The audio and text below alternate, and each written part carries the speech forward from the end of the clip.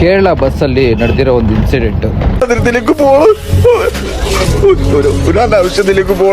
ಈ ಹುಡುಗಿ ಇನ್ಸ್ಟಾಗ್ರಾಮ್ ಅಲ್ಲಿ ಫೇಮಸ್ ಆಗಬೇಕು, ವಿಡಿಯೋಸ್ ಓಡಬೇಕು ಅಂತ ಒಂದು ರೀಸನ್ ಇಟ್ಕೊಂಡು ಈ ಹುಡುಗಿಯಿಂದ ಒಬ್ರು ಸೂಸೈಡ್ ಮಾಡ್ಕೊಂಡೆ ಸತ್ತೋದ್ರು. ಒಂದು ಕ್ರೌಡ್ ಬಸ್, ಅದು ಫುಲ್ ಕ್ರೌಡ್ ಆಗೈತೆ. ಸಿಮ್ಜಿತಾ ಅಂತ ಹುಡುಗಿ, ಶೀಸ್ ರೆಕಾರ್ಡಿಂಗ್ ವಿಡಿಯೋ.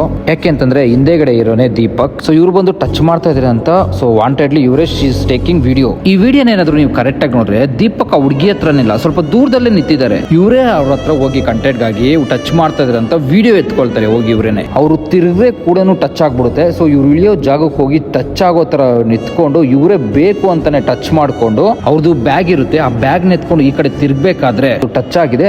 ಸೊ ಅವ್ರಿಗೆ ಬೇಕು ಅಂತಾನೆ ಮಾಡಿಲ್ಲ. ಇದು ನಾಚಿಕೆ ಮಾನ ಮರದೆ ಇಲ್ದಿರೇನೆ ಪಬ್ಲಿಕ್ ಆಗಿ ಇವಳು ಬೇಕು ಅಂತಾನೆ ವ್ಯೂಸ್ಗೋಸ್ಕರ ವಿಡಿಯೋ ಇವಳೇ ಟಚ್ ಮಾಡ್ಕೊಂಡು ಆ ವಿಡಿಯೋ ತೆಗ್ದಿದ್ದಾಳೆ. ಸಿಕ್ಬಿಡ್ತು ಅಂತ ವಿಡಿಯೋ ನಕ್ಕೊಂಡು ಒಂದು ಕಂಟೆಂಟ್ ಸಿಕ್ತು ಅಂತ ಹುಡುಗಿ ಈ ವಿಡಿಯೋನ ಮಾಡಿದ್ದಾಳೆ. ಈ ಹುಡುಗಿ ಏನ್ ಮಾಡಿದ್ದಾಳೆ, ಆ ವಿಡಿಯೋನ ತಗೊಂಡ್ಬಂದು ಇನ್ಸ್ಟಾಗ್ರಾಮ್ ಅಲ್ಲಿ, ಟ್ವಿಟರ್ ಎಲ್ಲ ಪೋಸ್ಟ್ ಮಾಡಿದ್ದಾಳೆ. ಸೊ ಅದಾದ್ಮೇಲೆ ತುಂಬಾನೇ ಫ್ರೈಡೇ ಪೋಸ್ಟ್ ಮಾಡಿದ್ದಾಳೆ.